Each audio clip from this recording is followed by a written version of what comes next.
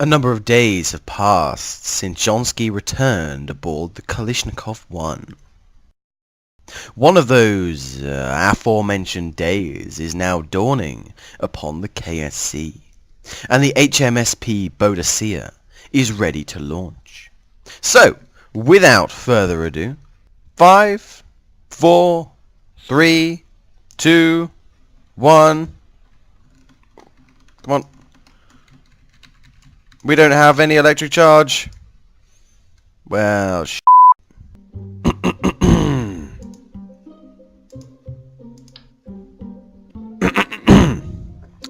excuse me. 5, 4, 3, 2, 1. Here we go. Alright, oh, that's quite cool. How they rocked back together there, you see that? We are away and we're actually going up fairly quick here. Yeah, 26 meters per second already. Okay, we look like we may be successful. Those fuel tanks are draining down fairly unnervingly quickly. But we can cut back on the throttle a little bit. At least a little bit anyway. I think that's Minmus up there, so that's quite cool that we can see that during the daytime. I don't know, can you usually see it during the daytime in regular KSP? I think you can during twilight, because if it's not up during twilight, then it's either behind the planet or totally occluded by the sun. So, is occluded the right word? Occluded sounds like a good word, and it sounds like the right word, so I'm going to go with it. Getting down to about half fuel at that point, reaching 3 kilometers in altitude. We're a couple of meters downrange. I think I'm going to tilt over a bit more. Coming up to 4.5 kilometers at this time.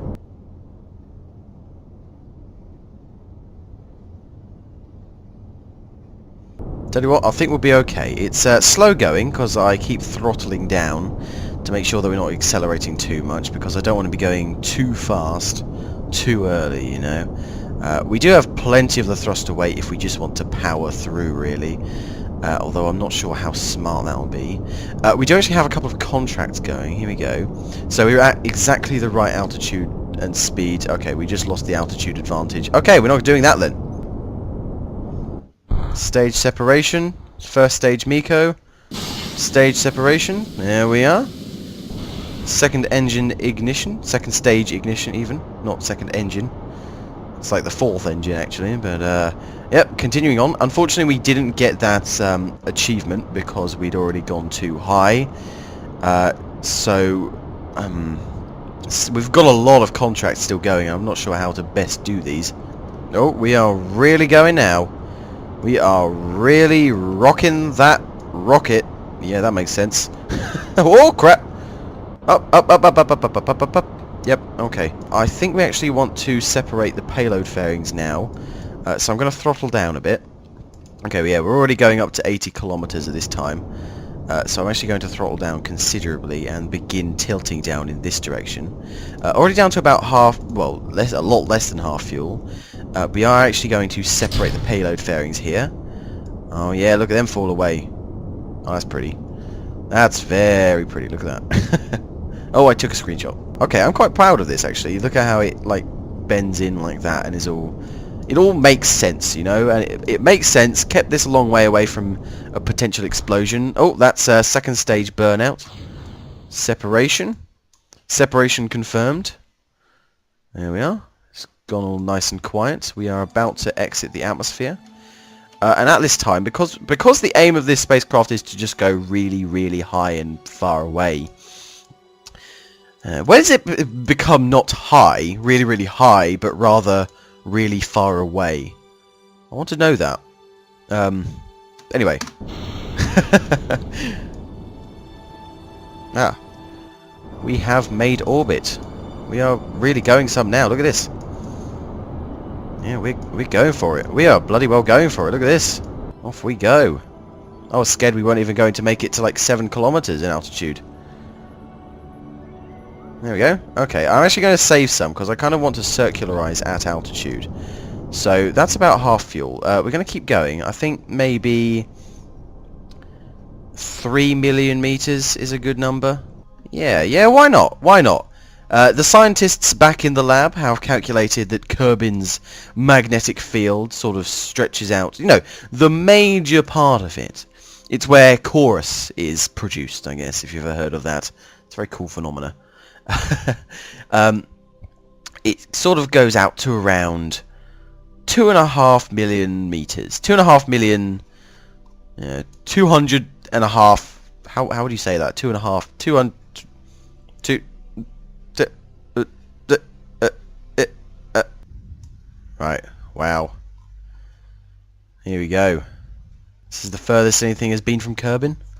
Although we've been getting a lot of those recently. Furthest thing that anything has ever been from Kerbin. But this is rather pretty. Especially now as we don't have like the skybox blocking it all up. We are actually above 4,000 kilometers, I believe. What altitude are we at now? Yeah, 5 kilometers. 500,000... Let's not start that again. 500 kilometers, right. So I'm going to see if we get a different mystery goo reading. Shall we have a look? The goo feels right at home now, while in space high over Kerbin. Okay. Let's hold on to that. It's 10 signs that the goo feels right at home here. Oh, did you see that there? We breached the K. And it switched from M to K and the whole thing just freaked the hell out. So at this altitude, I'm actually going to try... Oh, that's so sad. You can't do pretty shot and have that. Anyway, let's try again. Yeah, we get the same reading again. At this distance, Kerbin is seen as nothing more than a blue disk in the inky black darkness of space. The whole future of the space program hangs in the balance. Will Kerbals ever be able to go beyond low Kerbin orbit? Well, the goo seems pretty happy with it, so why not? However, the deepest reaches of space have not provided the answers we need. Perhaps the atmosphere at high velocity can provide those answers. Yeah, sort of. However, even the slowing forces of the atmosphere could not hold back this avid explorer. Back again, Boadicea breached into the realms of the unknown. I wanted to see whether the transmission value of these things would be higher once we're closer to the planet. I've wondered whether this thing would exist, if that made any sense. It didn't make sense, did it? You'll see what I mean. Is that higher? Is the transmission 0? We apparently can't we don't get any signs of okay, that's annoying. But no, unfortunately it appears that the transmission data, the transmission value even, will always be exactly the same. This is a problem, because I kind of want this 10 science. It's juicy and lovely and... Well, we certainly don't have the technology just yet to be able to collect these experiments from here. We probably could slow down, but I didn't put any parachutes on this. I mean, we certainly could ditch it into the atmosphere, but I didn't put any parachutes on this. So I think we're going to leave this fella here, just, you know, as it is, right? I don't really know whether we can get any further. We're going to run out of liquid fuel very, very soon. So I think what we're going to do, we're going to transmit this data that we have right now, and then we're going to see how high of an orbit we can actually get to. Transmit data. Yeah, do that. Don't you dare run out of electric charge, you bastard. There we go. 3 signs added. And we have 117 electric charge points left. We've got about 19 units in each battery compartment, which could be a problem. We've totally run out of the internal batteries. So we're going to head off up to Apoaps and then circularize as best we can, or rather go from here and see how high we can get our Apoapses. The spacecraft does do a very good job at accelerating, it appears. We're getting fairly low on our electric charge. It's actually going down even though we're burning our engines. Here we go. We're actually going very high indeed. Oh man. Oh my goodness. Okay, yep. Whoa. I kind of want to circularize it the other side, but I know that that's never going to happen. I may just keep burning and see where this ends up. It's going to go a long way away. Farewell, Boadicea. Farewell. Let's see, are we actually going to escape here? Are we actually going to? We're out way past Minmus. Oh my goodness, we actually did. We have escaped Kerbin. My word, and we're actually still going. Okay, we should probably stop at this point, rather than continuing to go. Oh, we're going to encounter Minmus on the way. We're going to encounter Minmus on the way out. That's quite cool. Here we go. Stage separation. We are go. 3, 2, 1. Ejection. Look at that. We're under 1,000,000 meters from Minmus, and then we're going to shoot off. What a first adventure for our space program there, eh? I should have done a series a long time ago when I wasn't nearly as good at Kerbal Space Program, because it turns out I'm actually quite good at this game. As the light begins to fade from the Boadicea, it does not appear that Kerbal shall experience the encounter with Minmus. That Boadicea is about to experience... Okay. Basically the point is we're about to run out of electric charge. We have 32 left. And there's no way that we're going to get all the way out to Minmus before that runs out. Maybe one day this spacecraft shall return to Kerbin, and then they shall be able to extract what data it was able to collect.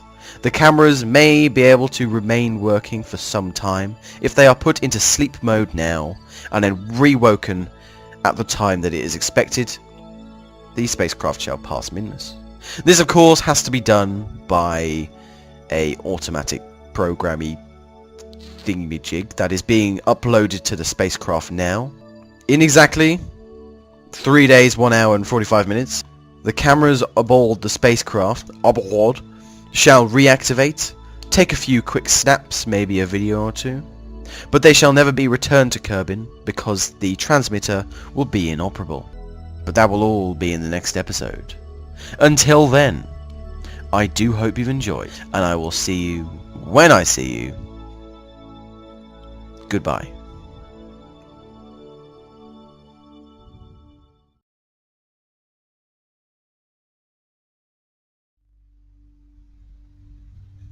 As the moon rises over Kerbin, the Boadicea's batteries finally run dry. The spacecraft goes into sleep mode to await its long journey.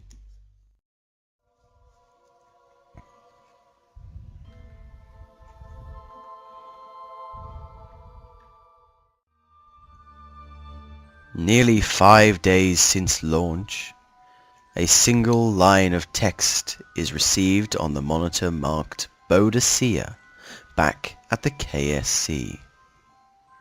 This single line of text reads, "This is just the beginning."